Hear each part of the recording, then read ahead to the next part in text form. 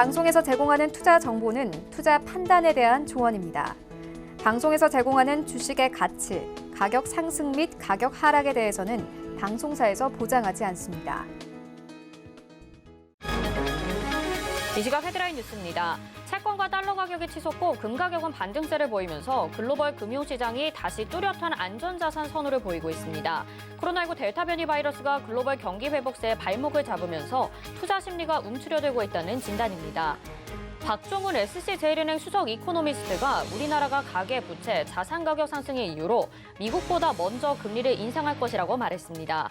다만 미국의 양적 완화 촉소에 대한 우려로 한국은행이 금리를 추가적으로 가파르게 올리지는 않을 것이라고 전망했습니다. 지난달 외국인의 국내 채권 보유액이 전월 대비 9조 8천억 원 늘어난 188조 9,679억 원으로 사상 최대를 기록했습니다. 금투협은 국가 신용 등급 대비 높은 금리 수준과 재정거래 투자 유인이 지속돼 외국인의 채권 보유 잔고가 사상 최고치를 경신했다고 설명했습니다. 현대차와 기아가 올해 상반기 역대급 판매량을 달성하고도 지지부진한 주가 흐름을 보이고 있습니다. 최근 불거진 노조 파업과 지속되는 차량용 반도체 부족 리스크에 발목이 잡히며 투자 심리가 살아나지 못하는 것으로 풀이됩니다. 네, 시청자 여러분 안녕하십니까? 오늘장 내일장 출발합니다. 안시정입니다. 국내 시장 상황 그다지 좋지가 않습니다. 간밤에 미국 증시는 연일 사상 최고치를 기록하면서 또 대형 기술주 위주로 상승을 했었는데요. 오늘 우리 시장은 철강주 그리고 2차 전지 위주로 오전장에 좀 상승의 흐름이 나타났었는데 현재는 그마저도 윗골이 달면서 다소 부진한 흐름이 나타나고 있습니다. 지수 조정의 폭이 작지가 않습니다. 현재 코스피는 0.72%, 코스닥은 1.14% 하락을 하고 있는데요. 마감때까지 조금이나마 반등이 나오면서 여러분들의 계좌 손실폭 줄일 수 있을지 저희와 함께 이야기 나눠보시면 좋을 것 같습니다. 전화번호 02-3153-1611 또는 1612번으로 전화 주시거나 100원의 정보 이용료 부과되는 샵 0082번으로 문자 보내주시면 이어서 종목 상담 도와드리니까요. 지금부터 미리미리 전화나 문자 보내주시기 바라겠습니다. 그리고 저희 시크릿 강연회가 7월 17일에 진행이 되는데요. 샵 0082번으로 시크릿 이렇게 세 글자 문자로 보내주시는 분들 중에서 추첨을 통해서 저희가 방청 티켓을 보내드리니까요. 샵 0082번으로 시크릿 이 세 글자 참석하시고 싶으신 분들은 또 보내주시면 되겠습니다. 금일본 방송에서 제공해드리는 정보는 투자 판단에 대한 조언입니다. 해당 종목의 가치와 수익률 보장해드리지 않는다는 점 참고하시길 바라겠습니다. 자, 그럼 오늘 시장 상황에 대해서 좀 더 자세히 짚고 넘어가 보겠습니다. 상승하고 하락하는 업종 알아볼 텐데요. 이 시각 시황 브리핑 이용석 캐스터가 전해드립니다. 안녕하세요. 캐스터 이용석입니다. 우리 시장 현재 흐름 좋지 않습니다. 양시장 모두 파란불 켜고 있는데요. 코스피 지수부터 살펴보겠습니다. 네, 코스피 지수 현재 0.70% 하락한 3,262포인트 나타내고 있습니다. 포인트는 23포인트 하락세입니다. 다음 코스닥 보시죠. 네, 코스닥은 낙폭을 키우고 있습니다. 1.15% 하락한 1,035포인트 나타내고 있습니다. 포인트는 12포인트 나타냅니다.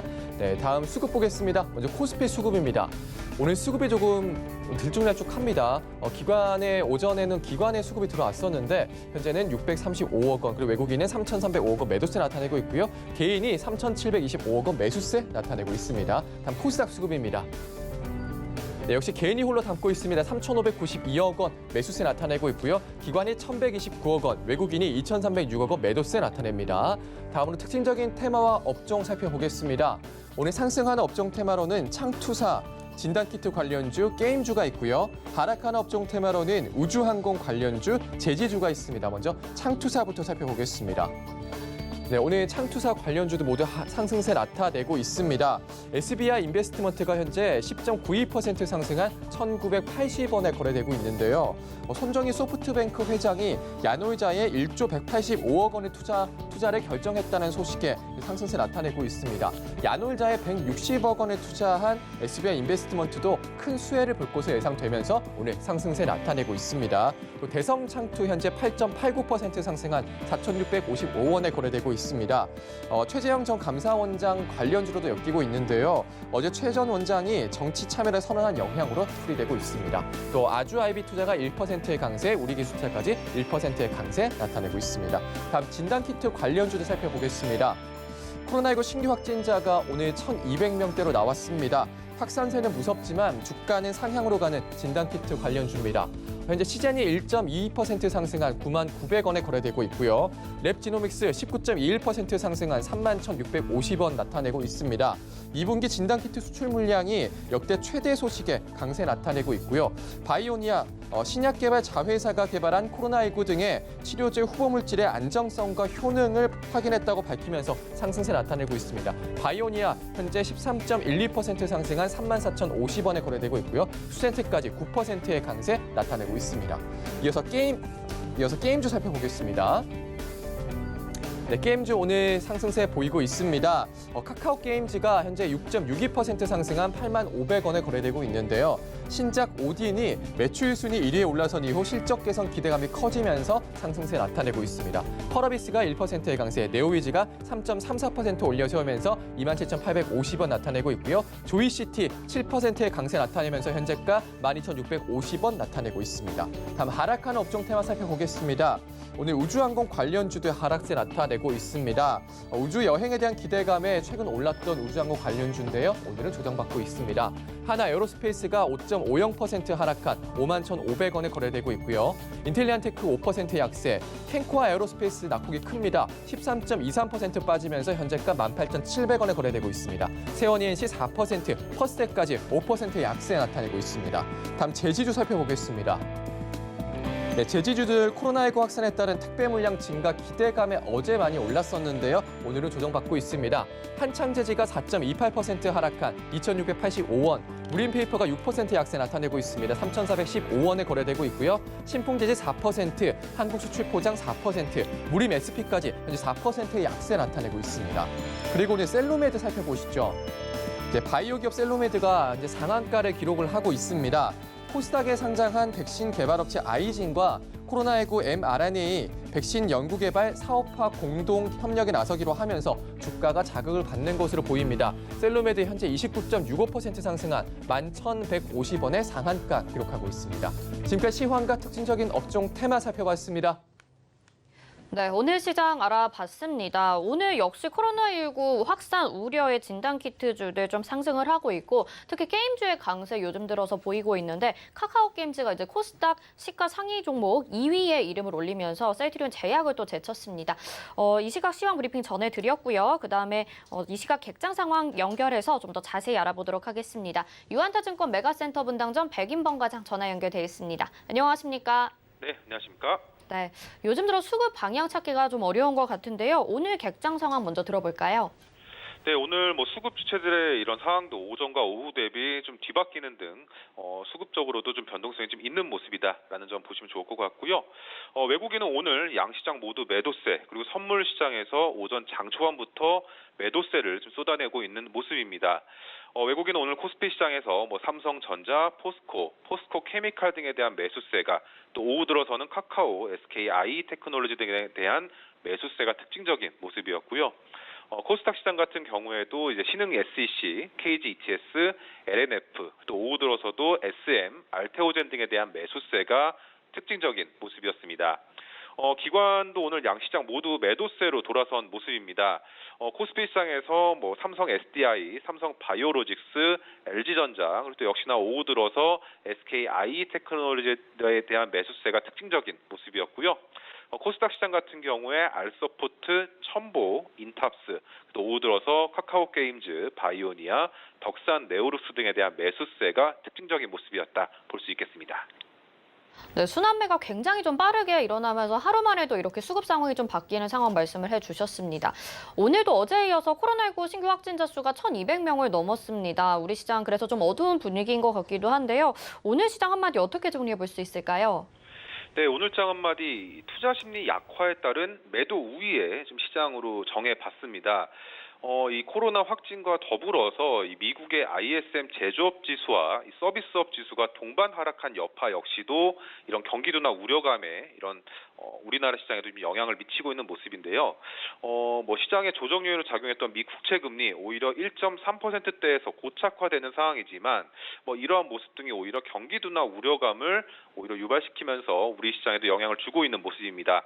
특히나 전일 미국 시장에서 이 필라델피아 반도체 지수가 1.4% 하락했는데 이 같은 여파가 우리 시장의 조정의 요인으로 작용하는 모습인데요.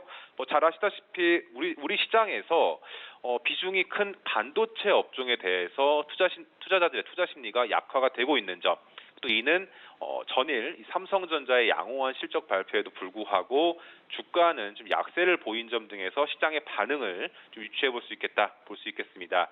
미국 증시에서도 이 마이크론이 실적 발표한 이후에 주가가 지속적으로 약세를 보였던 점은 아무래도 이 메모리 반도체 가격 피크아웃에 대한 우려감이 좀 증가하고 있다는 모습. 하지만 이 삼성전자 같은 경우 3분기 실적에 대한 긍정적인 전망 등은 유효하다라는 점에서 실적 개선 기대감도 잔존해 있는 모습이다라고 보시면 좋겠습니다. 오늘 시장 하락 속에서도 일부 종목들 같은 경우 선별적으로 상승세 좀 보여주고 있는 모습인데요. 이 종목 장세 속에서 오늘은 벤처 캐피탈 업종의 상승세가 그래도 단연 눈에 띄는 모습입니다.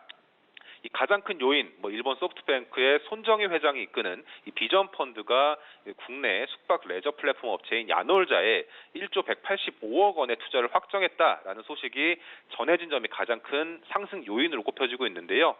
야놀자의 기업 가치가 이런 투자에 10조 원을 넘기면서 이에 따른 수혜 기대감, 그리고 야놀자 투자를 한 이 국내 벤처 캐피탈 업체에 대한 관심이 좀 높아진 점 등이 부각되면서 오늘 같은 경우 SBI 인베스트먼트, 대성 창투, 아주 아이비 투자, 우리 기술 투자 등 여러 이 벤처 관련한 벤처 캐피탈 업체들에 대한 주가 강세가 나타나는 점 등이 오늘 시장 좀 특징점으로 볼 수 있겠다 말씀드리겠습니다.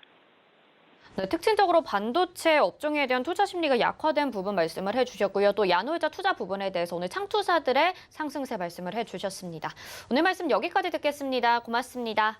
네, 감사합니다. 네, 이 시각 객장의 백인범 과장이었습니다. 이어서는요, 주요 섹터 알아보는 시간 가져보도록 하겠습니다. KTB투자증권 이성훈 과장 전화 연결돼 있습니다. 안녕하십니까?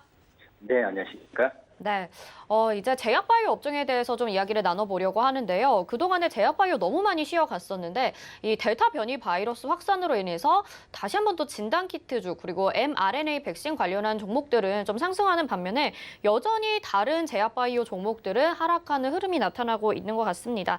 반등 움직임 좀 나오나 싶었는데 앞으로 제약바이오 업종 좀 짚어주시죠. 네, 우선 바이오즈, 제약바이오 업종, 우리 상반기 때 굉장히 시장 대비해서 부진했던 게 사실이었는데요. 우선 지금 현재 하반기 때 좋아진다라는 것보다도 이 상반기 때 너무 투자 심리가 안 좋고 이거에 대한 부분이 주가에 선 반영이 됐으니까 어느 정도 현재 구간에서 바닥 구간이지 않냐라는 의견이 좀 많습니다. 물론 이제 델타 변이, mRNA 여러 가지 제약바이오주의 상승을 이끌 수 있는 이슈가 있긴 하지만 예전보다 이 투자자들의 바이오주에 대한 눈높이가 많이 높아졌다고 볼 수 있겠고요. 우선 강세로 전환하려면 역시 바이오 기업의 핵심 가치라고 할 수 있는 이 신약 파이프라인이 있어야 되는데 우선 그 임상이라는 과정을 거치고 개선된 데이터를 생산할 때 이 바이오 기업의 가치를 상승하는 부분이니까 이 신약의 파이프라인은 필수라고 좀 볼 수 있겠습니다. 올해 상반기까지 바이오 기업들 다양한 임상 데이터를 발표했지만 크게 주목 못 받았는데요. 그렇기 때문에 이 3분기, 4분기까지도 봤을 때는 어떤 축적된 데이터가 이 폭발을 하기에는 연말에 좀 가야 되지 않을까 판단이 되고 있습니다. 하지만 이 제약바이오주에 대한 주가에 대한 부분에 있어서 이 4분기의 상승 모멘텀을 기대한다면은 지금 3분기가 시작됐던 이 시기에서 매수 관점으로 접근해도 괜찮지 않을까 판단되고 있고요. 우선 그 제약바이오 업종의 상반기 때 투자 심리를 안 좋게 했던 부분 여러 부분이 있는데 또 그중에 하나가 바로 공매 노재기였습니다. 하지만 이 부분에 대해서는 시장은 적응이 좀 잘 돼가고 있는 과정이라고 볼 수 있겠고요. 변동성 과정에서 경쟁 대상으로 볼 수 있었던 비트코인 선호 형산도 약화되었다라고 좀 볼 수 있겠습니다. 그렇기 때문에 이 지금 현재 이 제약바이오 업종에 대한 중장기적인 관점으로 접근해야 된다라고 볼 수 있겠고 또 역시 이 신약이 아니라 이 의료기기죠. 이 임플란트 또 그리고 이 미용 의료기기, 치과 영상정비 같은 이런 기구들 같은 경우에는 해외 쪽 수출 부분이 월마다 증가하고 있기 때문에 우선 이 헬스 의료기기에 대한 관심을 좀 가져야 된다고 볼 수 있겠고 6월에 임플란트 수출액이 5,923만 달러로 이 작년 대비 60%까지 좀 기록 증가했고요. 중국은 성수기라고 할 수는 지난 2020년 12월이죠. 2,255달러보다 또 높은 역대 최대 월 수출 금액을 달성했습니다. 그렇기 때문에 헬스케어 의료기기 관련주에 대한 관심을 가져야 된다라고 볼 수 있겠고요. 추천전 아이센스를 말씀드리도록 하겠습니다. 이 체외 진단기기 전문 기업으로 이 혈당 측정기 쪽에서의 강점을 갖고 있는 기업이라고 볼 수 있겠는데 주가 핵심 모멘텀을 할 수는 이 혈당 측정기의 플러스 알파로 이 연속 혈당 측정기에 대한 인상을 지금 진행하고 있고 내년에 제품에 대한 출시까지도 예정이 되어 있는 상태이기 때문에 이 연속 혈당 측정기에 대한 어떤 시장 진입에 따른 효과를 분명히 누릴 수 있지 않을까 판단되고 있습니다. 우리나라 뿐만 아니라 해외 쪽으로도 당뇨 환자는 지속적인 증가 추세에 있고요. 관련 시장도 확대에 대한 수혜를 입을 것으로 판단되고 있어서 이 자가혈당 측정기를 포함한 어떤 연속 혈당기 시장 내 유의미한 어떤 점유율 확보가 지금 분위기라면 달성을 가능할 것으로 보여지어서 이 아이센스를 추천주로 말씀드리도록 하겠습니다. 네, 제약바이오 업종에 대해서는 중장기적 관점으로 보고 계신 것 같습니다. 그리고 그 중에서도 의료기기들의 수출이 좀 늘고 있다는 점 주목하시면서 관련주로는 아이센스 소개를 해주셨습니다. 오늘 말씀 여기까지 듣겠습니다. 고맙습니다. 네, 감사합니다. 네, KTB투자증권의 이성훈 과장과 함께했습니다. 이어서 이슈 칼럼으로 이어집니다.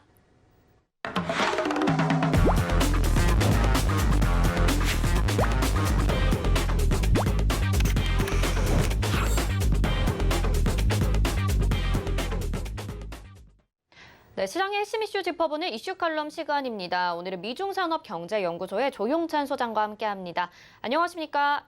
예, 안녕하십니까? 네, 오늘은 중국에 대해서 한 2개 정도의 주제를 가지고 이야기를 나눠보려고 합니다. 일단 지금 가장 시끄러운 것이 중국판 우버죠. 디디 출싱에 관한 이슈가 있고요. 그리고 중국의 전기 부족 사태에 대해서도 이야기 나눠볼까 하는데요.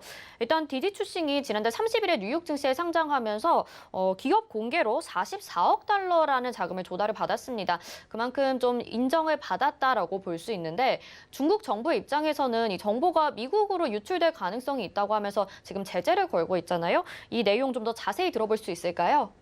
네, 디디 출신 같은 경우에는 2012년에 창업을 했는데요.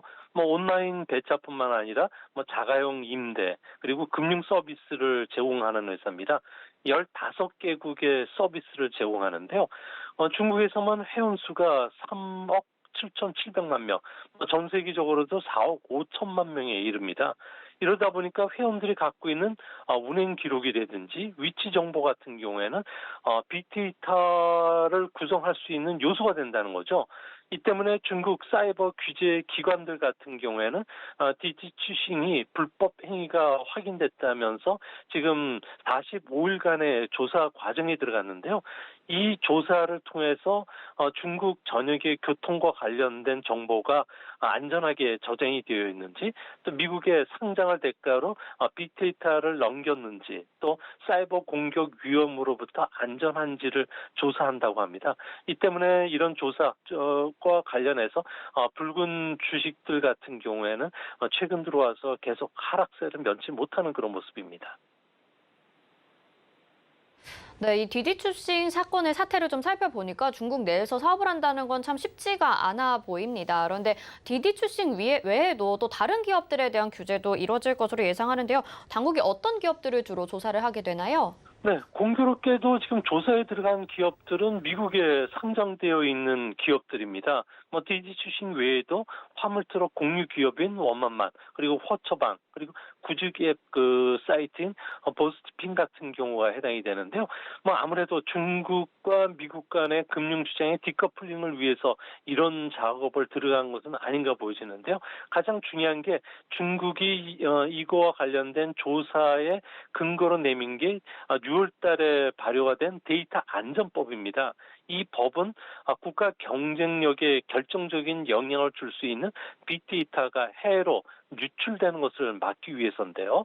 중국 정부는 이전부터 거대 플랫포머죠. 알리바바, 텐센트, 메이투안에 대해서는 독과점 금지 카드를 이용해서 벌금은 부과한다든지 경영진을 교체해 왔습니다. 이번에 독점 금지법에서 적용받지 않는 플랫포머들에 대해서는 데이터 안전법이라는 고무줄 잣대를 들이대고 있어요. 데이터를 정확하게 정부 규칙대로 수집했는지, 처리와 저장은 규정에 맞는지, 이것뿐만 아니라 정부의 지도를 전면적으로 수용하겠다는 서약서까지 제출하라고 압박을 하고 있다고 합니다. 네, 이런 구체적인 내용들에 대해서 서약서까지 작성한다고 하니까 좀 갈수록 무리한 요구가 좀 심해지는 것 같은데요. 이런 간섭을 좀 비판하거나 아니면 서약서 작성을 거부하는 기업들도 있을 것 같은데 이런 기업들에 대해서는 또 어떤 조치가 이루어지는지도 궁금합니다. 네, 정부에 저항을 한다든지 비판을 했을 경우에는 알리바바 마인처럼 실종되는 사건들이 다반사로 일어나는데요. 대표적으로 공산당을 비판하고 그리고 공공장소에 사라진 그 기업인들이 많습니다. 이 중에 2015년 12월에 운용 자산만 1,150억 달러에 달하는 중국판 워렌 버핏이라고 부르는 포션 인터내셔널의 거광창이라는 사람은 상하이 공항에서 체포 영장 없이 바로 연행이 됐고요. 또 코로나 대책을 비판하고 시진핑을 광대라고 불렀던 중국의 부동산 재벌인 렌지 치안 같은 경우에는 당적 박탈, 자산 몰수, 뇌물수수와 권력남용죄로 무려 18년형을 언도받았습니다. 또한 홍콩으로 돈피했던 투모로우그룹의 자오시안 화 같은 경우에는 홍콩의 포시즌 호텔에서 얼굴을 두건으로 덮은 채 휠체어에 실려서 중국으로 강제 소환이 되기도 했는데요. 그 이후에는 공공장소에서 모습을 드러내지 않았고요. 그룹은 공중분해가 되고 정부 소유로 바뀌었다는 겁니다. 연말까지 중국은 30개 민간 IT 기업의 CEO를 교체하는데요. 만약 저항을 한다면은 전임자들처럼 행방불명이 된다든지 그룹의 소유자가 바뀌는 사례가 있기 때문에 아무래도 중국 주식을 투자하는 사람들 같은 경우는 붉은 리스크를 항상 감안하셔서 투자해야 되지 않을까 보입니다.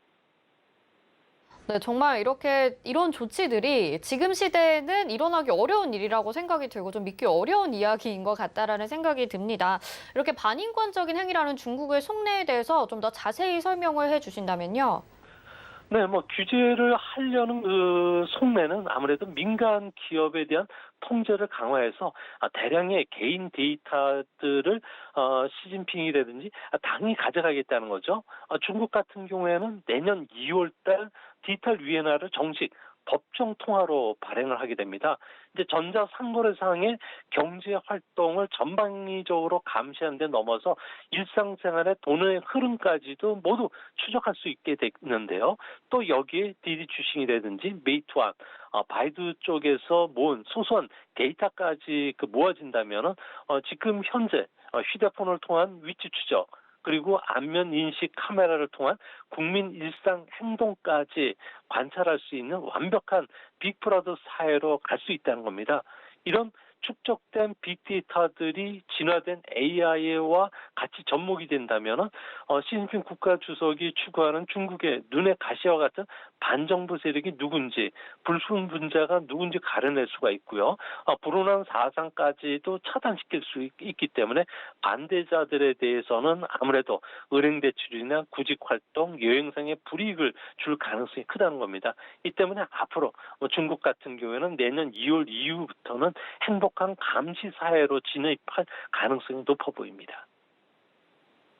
네, 중국이 빅브라더 사회를 꿈꾼다. 굉장히 생각만 해도 무섭다라는 느낌이 듭니다. 그런데 요즘에 미중 관계가 좋지 않다 보니까요. 중국뿐만이 아니라 미국에서도 중국 기업들에 대한 좀 제재를 강화를 하고 있잖아요. 그럼에도 불구하고 미국 시장 내에 중국 기업들이 진출을 계속하고 있는 이유 뭐라고 보시나요? 네, 아무래도 미국 증시뿐만 아니라 세계 증시가 사상 최고치를 계속 경신하고 있는데요. 이 때문에 투자가들 사이에는 위험 허용도가 지금 상당히 높아지고 있습니다. 이 때문에 적자 기업인 중국 기술주와 관련해서도 아무래도 미국 증시에 상장될 수 있는 기회가 더 많이 일어났던 것으로 보여지는데요. 올해 중국 기업의 미국 내 그 IPO는 무려 36건이나 달했고요. 조달 금액도 125억 달러에 달했습니다. 중국 기업이 처음으로 미국에 상장됐던 1995년 이후에 가장 빠른 속도로 진행이 되고 있는데요. 아무래도 미국 상하원 같은 경우에는 회계 감사를 거부했을 경우에 중국 기업들에 대한 매매를 금지시키는 법안도 통과시키긴 했지만 미국 SEC 증권거래위원회 같은 경우에는 이런 그 상장과 관련된 새로운 규정을 아직 제정하지 않았기 때문에 중국 테크 기업들 같은 경우는 여전히 미국 시장에 진출할 수 있다는 겁니다. 또한 미중 간의 패권 전쟁이 앞으로 계속 치열하게 전개될 가능성이 높은데요. 하지만 돈의 흐름은 이런 전쟁과 무관하게 계속 흘러다니기 때문에 민주주의 가치를 훼손한다든지 인민군과 관련된 기업이 아니면은 미국 증시에서도 앞으로도 계속 IPO가 활동이 일어날 것으로 보입니다. 네, 규제가 더 심해지기 전에 발빠르게 움직이고 있는 중국 기업들 그리고 중국의 상황에 대해서 좀 이야기 들어봤고요. 이번에는 전력 부족 문제에 대해서 좀 이야기 나눠볼까 합니다. 지금 중국 남부 지역의 9개 성지에서 전력 부족 사태가 나타나고 있는데 지금 2011년 이후에 가장 심각한 사태라고 하더라고요. 상황 좀 자세히 말씀해 주시죠. 네, 중국 남부 지역의 지금 전력 부족 사태가 아주 심각해진데요. 이게 현재 중국 중부 지역까지도 확산되는 그런 모습입니다. 아무래도 중국 같은 경우에는 가뭄으로 인해서 수력 생산에 좀 차질을 빚고 있고요. 또 계절적으로 에너지 수요가 급증하는 시기고요. 또 석탄 부족이라는 삼중고가 일어나고 있기 때문에 그렇습니다. 전력난이 아주 심각한 지역은 중국 안에서도 공장이라고 불리는 광둥성인데요. 벌써 한 달째 전력 공급에 제한이 지금 가해지고 있고요. 순번제로 화력발전소를 운영하다 보니까 일주일에 한두 차례 정도는 어떤 공장이든지 간에 생산을 중단하는 이런 현상이 일어나고 있다고 합니다. 이런 생산 차질로 인해서 글로벌 공급망의 병목 현상들이 지금 일어나는 그 시기에 있는데요. 특히 신경제의 메카인 그 광동성 같은 경우에는 통신회사인 화웨이, 오포, 비포가 위치하고 있고요. 또 백색 가전업체인 메이디, TCL, 그리고 애플 아이폰의 부품 생산 기지뿐만 아니라 전기 자동차와 관련된 배터리를 만드는 BYD, 세계 최대 드론 업체인 DJI, 그리고 중국의 최대 파운더리 업체인 SMIC가 여기 있습니다. 이 때문에 앞으로 반도체라든지 배터리 그리고 애플 아이폰과 관련된 제품의 생산 차질이 좀 빚어질 수밖에 없기 때문에 세계 글로벌 서플라이 체인망도 시간이 갈수록 혼돈에 좀 빠질 가능성이 있지 않나 이렇게 보여집니다. 네, 지금 말씀만 들어도 핵심 사업들이 움직이고 있는 이 광둥성의 지금 전력 부족 사태가 심각해지다 보니까 상당히 좀 걱정이 됩니다. 그런데 이 전력난이 계속해서 보도가 됐었는데요. 해소가 되지 않고 계속 문제가 좀 발생하는 이유 뭐라고 보시나요? 아무래도 전력난을 일으킨 가장 결정적인 원인은 석탄 가격의 급등 때문에 그렇습니다. 중국은 석탄 화력 발전소의 의존도가 60% 남짓인데요. 아무래도 여기에 들어가는 석탄 가격이 톤당 15만 원으로 작년 같은 기간보다 무려 70%나 급등했다는 겁니다. 이 부분이 바로 해소되지는 않을 것으로 보여지는데요. 아무래도 시진핑의 탄소 제로 정책과 맞물려서 석탄 생산은 지금 늘릴 수도 없는 상황이고요. 또 중국은 발전용 석탄 수입의 60%를 호주에 의존하고 왔습니다. 호주와의 무역 분쟁이 지금 현재 계속 진행이 되면서 수개월째 호주로부터 수입량이 제로 상태에 좀 빠지고 있는데요. 가격도 저렴하죠. 질도 좋고 운송도 편리한 호주산 대신 인도나 인도네시아, 남아공, 남미 쪽으로 수입선을 지금 다 바꾸는 작업을 하고는 있지만 가격도 비싸고요. 질도 떨어질 뿐만 아니라 대량의 석탄을 확보할 수가 없기 때문에 지금의 전력 부족 위기는 앞으로도 좀 당분간 계속 진행이 될 가능성이 높아 보입니다. 네, 석탄을 좀 의존하고 있다 보니까 이제는 외교적인 문제가 해소가 돼야지 이 문제가 근본적으로 해결이 될 것 같은데요. 그럼 외교적 해법 외에는 전력 부족 사태 해결할 수 있는 방법 없다고 봐야 되는 걸까요? 네, 호주로부터의 석탄 수입만 재개가 허가가 떨어진다면은 전력난은 바로 해소가 될 수 있습니다. 문제는 시 주석이 아무런 외교적 성과 없이 호주로부터 수입을 재개한다면은 정적들로부터 공격을 받을 수가 있고요. 이렇게 되면 내년 한 10월 전후에서 있는 당대회에서 상비 임기도 그렇게 호락호락하지 않다는 겁니다. 또 한 가지는 체면을 중시하는 시 주석이 계속 호주에 대한 강경 자세를 고수할 경우 역으로 호주가 중국에 대해서 철강석 수출을 막게 된다면은 중국 경제는 그야말로 패닉 상태에 빠질 수가 있는데요. 이 때문에 시진핑은 계속 악수만 두다가 결국 외통수에 지금 걸린 상황입니다. 스스로 문제를 해결할 뾰족한 그 대책도 없고요. 또 화력 발전소의 석탄 재고는 현재 안전 수준 이하로 떨어졌다고 합니다. 이 때문에 앞으로 석탄 가격을 올리고 그리고 전력과 관련해서 요금도 올려야지 수요가 좀 줄어들지 않을까 보여집니다. 네, 그렇다면 중국이 계속 고집을 피워서 이 전력 문제 해결하지가 않게 된다면 앞으로 경제 성장에도 하반기까지 좀 영향을 미칠 수 있을 것 같은데 어떻게 보시나요? 네, 전력 부족 사태가 좀 장기화될 가능성이 큰데요. 이 때문에 현재 다음 주 목요일 날 발표되는 중국의 2분기 GDP 성장률은 7.2%로 크게 둔화됩니다. 1분기의 18.3과 비교해 보면 아주 빠른 속도로 중국 경제가 피크를 쳤다는 게 지금 나타나고 있는데요. 이 때문에 올해 성장률은 8.5% 전후로 여전히 높겠지만 내년도가 좀 걱정입니다. 경제 예측 기관들에 따르면은 내년도 중국 경제는 올해 고성장에서 벗어나서 5%까지 떨어질 것으로 보고 있는데요. 하지만 제가 보기에는 내년 가을에 있는 당대회를 앞두고 경제 치적을 쌓아야 되는 만큼 6% 정도까지는 경기를 연착륙시킬 가능성이 현재로서는 높지 않나 보여집니다. 분명한 것은 주시장은 모멘텀 게임이기 때문에 중국 경제가 피크를 쳤다는 것은 아무래도 국내에서 중국 주식을 투자하시는 투자가들한테는 악재가 될 것은 좀 분명히 보이지 않나 이렇게 생각이 됩니다. 네, 전력 부족 사태에 대해서도 이야기 나눠봤습니다. 오늘 말씀 여기까지 듣겠습니다. 고맙습니다. 예, 감사합니다. 네, 미중산업경제연구소의 조용찬 소장과 함께했습니다. 이어서 도너 리포트로 이어집니다.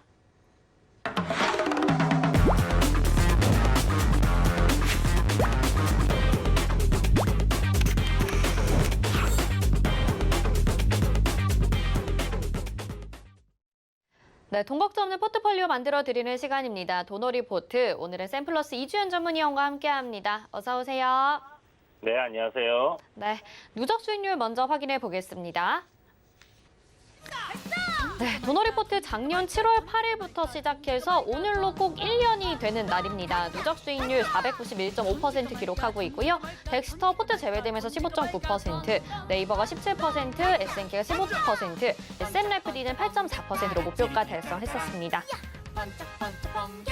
TS 인베스트먼트 24.2%, 우성사료 16%, IHQ가 포트 제외되면서 12.5% 수익 내줬었고요.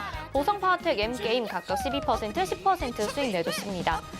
보령제약이 12%, 대성파인텍 12%, SM래프 디자인 한 번 더 들어가서 23.5% 수익 내고 나왔고요. 제로투세븐 11%, HMM은 포트 제외되면서 20.2% 수익 내줬습니다. 신성 델타테크가 15.4% 수익 내줬었고요. 한전산업 포트 제외되면서 4.1% 수익 내줬었고 그 이후에 더 잘 갔습니다. 대성창투 손절가 터치한 종목이고 금호석유 한일네트워크스 손절가 터치했습니다. 남해화학 8.9%, 서암기계공업이 16.4%로 목표가 달성하고 나왔습니다. 현재 포트 보겠습니다. 현재 총 4종목 담겨 있죠. 메디포스트, 대상, 보령제약, LG전자 이렇게 담겨 있습니다. 네, 누적 수익률과 현재 포트까지 살펴봤습니다. 도너 리포트 이제 1주년을 맞이하는데요. 잠시 후에 AS 받아보도록 하고요. 오늘 시장도 질문 하나 드리고 가볼까 봐요. 미국 시장은 계속해서 사상 최고치를 경신하는 것 같은데 우리 시장과 이렇게 커플링이 이루어지지 않는 것 같습니다. 유난히 좀 조정을 오늘 받고 있는데 어떤 이유가 있는지 시장에 대해서 좀 점검해 주시죠. 네, 현재 미국 증시 같은 경우는 최근에 보시는 것처럼 굉장히 이제 강한 상승 흐름을 이어왔고요.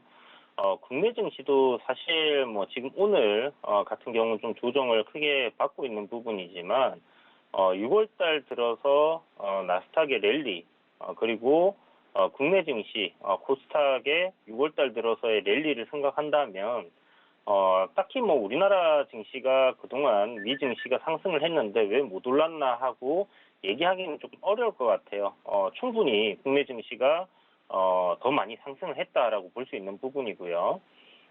다만 오늘 지금 이제 최근 들어서 좀 약간 흐름이 달라지는 모습인데 미국 같은 경우는 이제 뭐 연휴도 있었고 그런 부분들 반영을 하고도 지금 상승을 하는 분위기지만 국내 증시가 오늘 좀 강하게 조정을 받는 부분은 아무래도 옵션 만기일이라는 부분과 함께 그리고 현재 델타 변이 확산세가 갑작스럽게 이제 좀 급격하게 늘어나고 있다라는 부분이 있겠죠. 여기에 따라서 이제 일본 뭐 긴급 사태 선포 임박했다라는 소식도 있었고 거기에다가 중국 백신이 물백신이다, 뭐 효과가 없다, 뭐 이런 얘기들이 나오고 있습니다.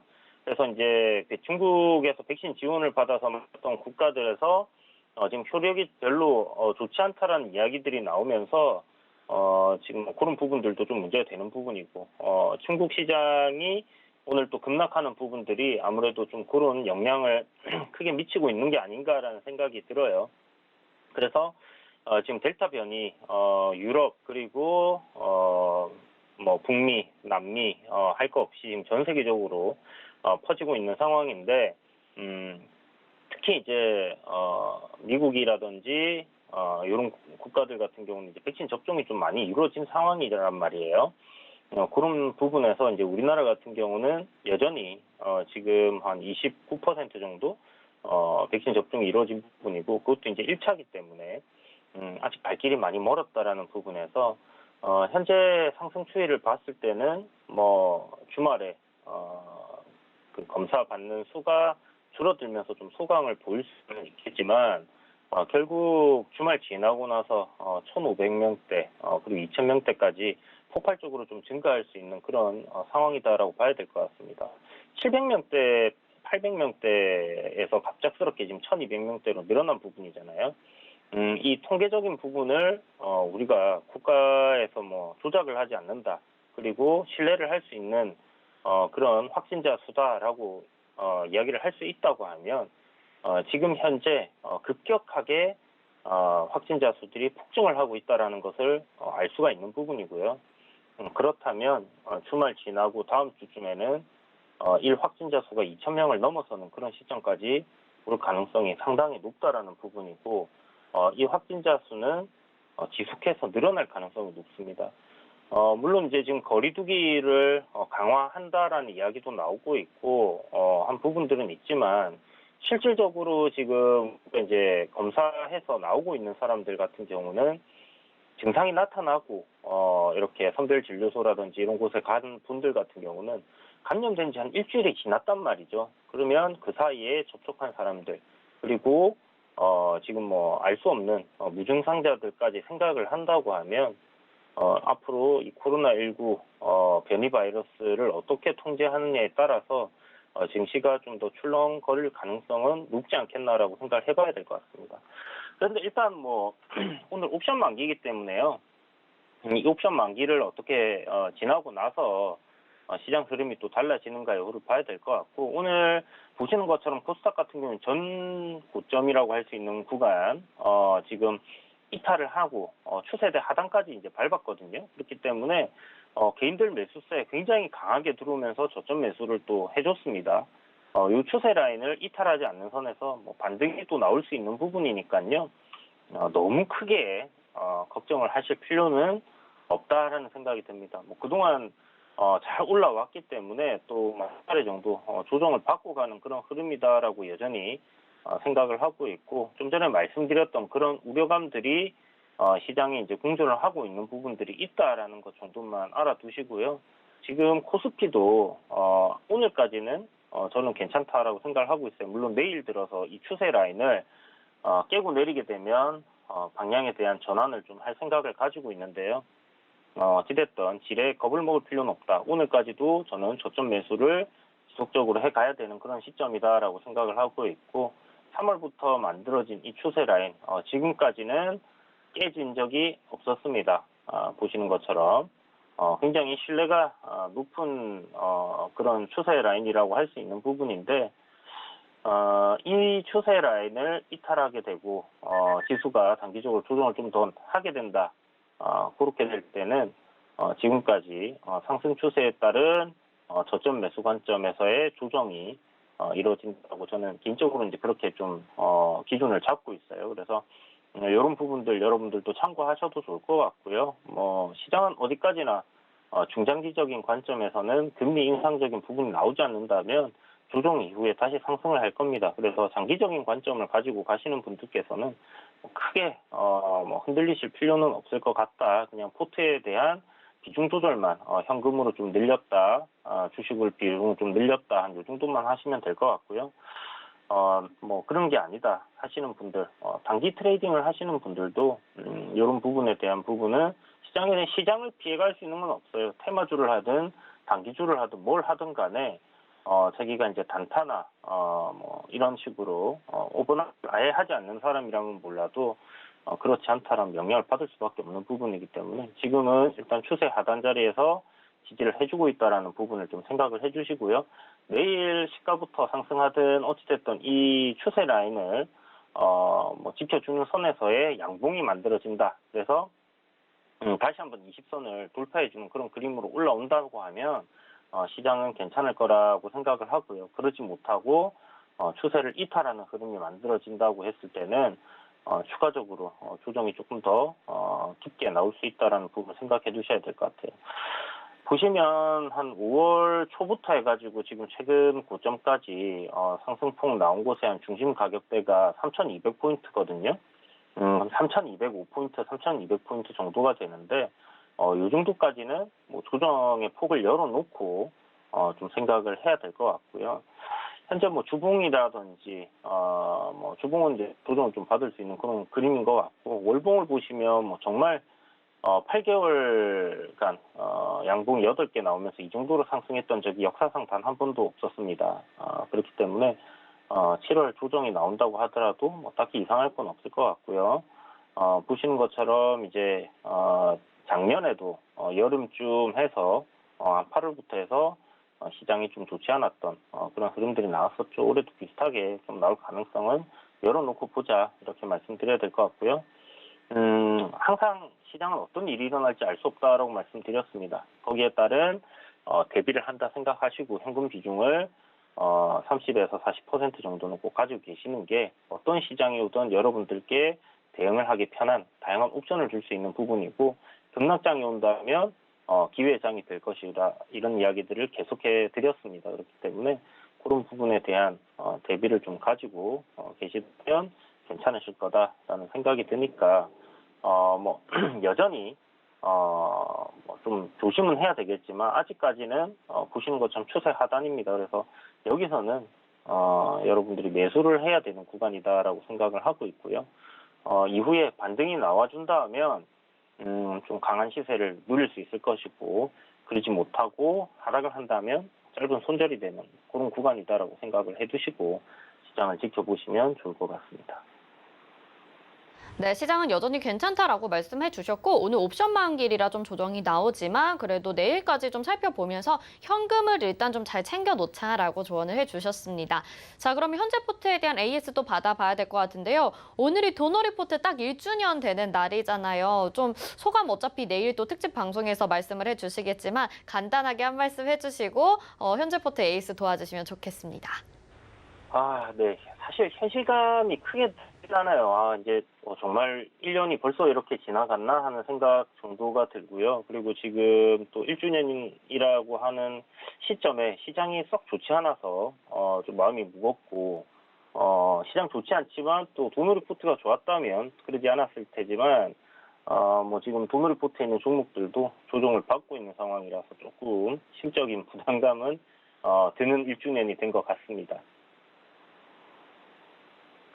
자, 그리고 네. 이제 도너 리포트 종목들 하나씩 살펴볼 텐데요. 사실 관점은 크게 바뀐 건 없어요. 메디포스트 같은 경우도 지금 3만 원이랑 가격대까지 조정이 나왔지만 이 부분이 시장이 여기서 아까 말씀드렸던 것처럼 장기 추세 라인 이탈하지 않는다면 여전히 보유 관점으로 가야 되는 부분이고 신규 매수 관점으로 지켜봐야 되는 부분이다라는 부분 정도 여러분들이 알아두시면 좋을 것 같고요. 여기서 만약에 시장이 진짜 좀 급격하게 무너진다. 뭐 그래봐야 뭐 단기적으로 좀 조정 나오고 올라오는 정도가 될 거고, 코스닥 같은 경우는 사실 조정폭이 꽤나 나올 수 있는 부분이 여전히 열려 있다라는 생각은 들거든요. 전체적으로 지금까지 올라올 때마다 나왔던 조정폭이 한 8% 정도가 되었습니다. 그래서 추세 라인 이탈하게 될 경우에는 1000포인트 다시 이탈하는 흐름이 나올 가능성도 좀 열어놓고 봐야 되는 부분이기 때문에, 그렇다면 뭐 메디포스트 같은 경우 좀 조정을 추가적으로 더 받을 수도 있지 않겠나라고 생각을 하고 있어요. 뭐 메디포스트뿐만이 아니라 코스닥에 있는 종목들 대부분이 그렇게 될 거다라는 생각이 들고요. 어쨌든 전저점 구간을 단기적으로 요 구간에서 들어가신 분들께서는 기준을 좀 잡고 대응을 하셔도 좋을 것 같고, 그냥 뭐 시장 흐름 때문에 빠지는 거니까 길게 봐서 다시 돌아온다라고 생각하신다면 이대로 보유하는 관점도 나쁘진 않다라고 생각을 해요. 어쨌든 지금 3만 원이란 가격대 지켜주는 흐름이기 때문에 내일 시장이 반등이 나올 때 함께 다시 돌아올지 지켜보도록 합시다. 자, 그리고 대상인데요. 대상도 지금 마찬가지입니다. 앞에 보시는 것처럼 한 5월 6일 날 돌파한 가격대 구간에서의 지지를 좀 받고 있다라고 생각을 하시면 될 것 같고요. 이 구간대에서 되돌림을 만들어줄 수 있는지가 지금 중요한 포인트고, 여기서 되돌림 만들지 못한다고 하면 제가 봤을 때는 조정폭 꽤나 길어질 가능성이 높다라는 거죠. 그러면 26,000원 정도, 26,500원에서 26,000원 정도까지도 조정이 나온다라고 봐야 되는 부분이기 때문에 좀 보유하신 분들 상당히 힘들어질 수 있을 것 같고요. 도너 리포트도 아마 손절이 나갈 가능성이 좀 커지지 않겠나라는 생각이 듭니다. 그렇지만 뭐 여전히 기업적인 부분에서는 딱히 뭐 달라진 부분 하나도 없습니다. 중장기적인 관점에서의 기업 가치를 보고 접근을 하시는 분들께서는 계속 모아가시라고 말씀을 드렸던 이유가 결국 조정이 나올 때 싸게 사두면 수익을 낼 수 있는 그런 종목이라는 부분, 실적적인 부분 변함없이 좋다라는 거, 그 부분 참고해 주시고요. 자, 보령제약입니다. 보령제약이 지금 손절가를 간당간당 하고 있는 상황이에요. 22,500원 지금 조 가격대를 완전히 깨게 되면 손절가를 잡아놓은 가격대인데, 보시는 것처럼 이 추세 라인이 지금 이렇게 잡혀 있거든요. 장기적으로 쭉 이 라인을 따라서 지금 올라와준 종목이기 때문에 주봉을 보셔도 박스권 이제 전고점 저항자리 2020년 8월이죠. 고점을 돌파를 한 이후에 이 추세 라인을 타고 계속해서 오르락 내리락 하면서 계속 상승을 만들어 온 종목입니다. 그렇기 때문에 이 라인을 이탈하게 됐을 때는 대응을 해야 된다라는 관점에서 22,500원을 손절가로 잡아뒀기 때문에 22,500원 이탈해서 22,450원이 된다든지 그렇게 될 경우에는 손절을 진행을 한다라고 생각을 해주시고요.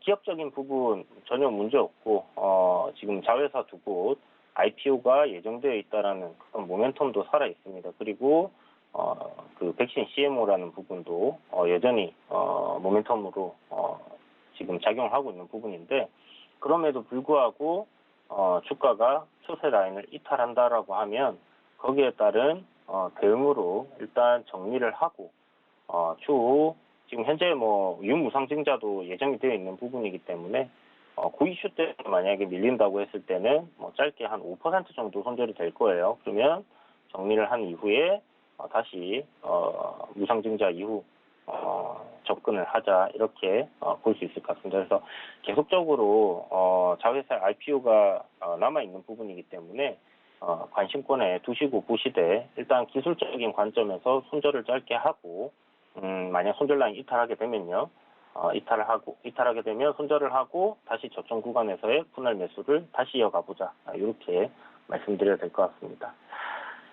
자, LG전자인데요. 어제에 이어서 오늘도 LG전자가 좀 조정폭이 크게 나왔어요. 근데 기술적으로 보게 되면 최근에 이제 요 상승 파동의 저점 구간부터 고점까지의 이 하락폭 중심 가격이 오늘 딱 16만 원대거든요. 16만 300원 정도가 되는 거야. 16만 500원, 16만 원, 이렇게 보시면 되는데 16만 500원이네요. 일단 여기를 지켜주고 있습니다. 그래서 오늘이 뭐 옵션 만기로 뭐 전체적인 시장 영향으로 LG전자도 빠졌다고 한다면 제 생각에는 분할 매수로 추가적인 매수를 이어가야 될 자리다라고 생각을 하고 있고요. 그렇다면 오늘 저점 매수 뭐 지금 가격대 굉장히 괜찮은 가격이 되지 않겠나라는 생각이 듭니다. 그래서 요 구간에서 되돌림이 내일쯤 다시 만들어진다면 뭐 굉장히 좋은 흐름이 될 거고요. 뭐 그러지 못하고 만약에 추가적으로 조정이 나온다고 한다. 그러면 한 17만 7천 원 정도 61선이나 121선 부근에서의 지지가 예상되니까 거기서 또 한 차례 더 추가 매수를 한다라고 생각을 해두고 보시면 될 것 같습니다. 그래서 전체적으로 시장이 막 어마어마하게 무너지는 그런 흐름들이 나온다라고 해도 제 생각에는 LG전자 박스권 많이 밀려봐야 박스권 하단이라는 생각이 들고요. 그렇다면 15만 원대 최대한 크게 큰 그림으로 봤을 때는 15만 원 정도까지는 매수를 한다라고 생각하고 저평가되어 있는 종목 더 싸게 살 수 있는 기회라고 생각을 하시면 좋을 것 같습니다. 그래서 LG전자 물론 뭐 손절가 그 정도까지로 지금 잡아둔 건 아니지만 어쨌든 단기적으로 공략하는 입장에서는 지금 오늘 가격대 괜찮은 것 같고요. 내일 한 차례 정도 만약 조정 더 나온다 하면 거기가 단기적인 반등 구간이 되지 않겠나 이렇게 생각이 되는 부분이니까 참고하시고 보시면 좋을 것 같습니다. 네, 이렇게 현재 포트 AS 받아봤습니다. 더 자세한 가격 전략 받아보고 싶으신 분들은요. 노란톡방 입장하시면 되겠습니다. 들어오시는 방법 조금 더 간편하게 준비했는데요. 샵 0082번 문자 보내실 때요. 이주현 이렇게 세 글자 보내주시면 저희가 노란톡방 링크를 보내드립니다. 이쪽에 누르시면 금방 바로 들어오실 수 있으니까요. 이렇게 이주현 어서 보내주시기 바라겠습니다. 자, 그리고 내일은 도너리포트 1주년을 기념해서 여러분들 노란톡방 들어오셔서 궁금한 점 남겨주시면 저희가 내일 답변해드릴 예정이니까요. 궁금한 점 있으신 분들도 얼른 입장하시면 좋을 것 같습니다. 위원님 여기서 인사드리겠습니다. 고맙습니다. 네, 감사합니다. 네, 오늘장 내일장 저희가 준비한 소식 여기까지입니다. 잠시 후 마감 임박 60분을 승부해서 여러분의 종목 고민 도와드릴 예정인데요. 전화번호는 02-3153-1611 또는 2612번으로 주시면 되고요. 문자는 100원의 정보 이용료 부과되는 샵 0082번으로 보내주시면 되겠습니다. 또 샵 0082번으로 시크릿 이렇게 보내주시는 분들을 통해서 추첨을 통해서 저희가 시크릿 강연의 방청 티켓 보내드리는 거 알고 계시죠? 샵 0082번 시크릿 이렇게 세 글자도 함께 보내주시면 좋을 것 같습니다. 금일본 방송에서 제공해드리는 정보는 투자 판단에 대한 조언입니다. 해당 종목의 가치와 수익률 보장해드리지 않는다는 점 참고하시길 바라겠습니다. 잠시 후 마감 임박 60분의 승부로 다시 돌아오겠습니다.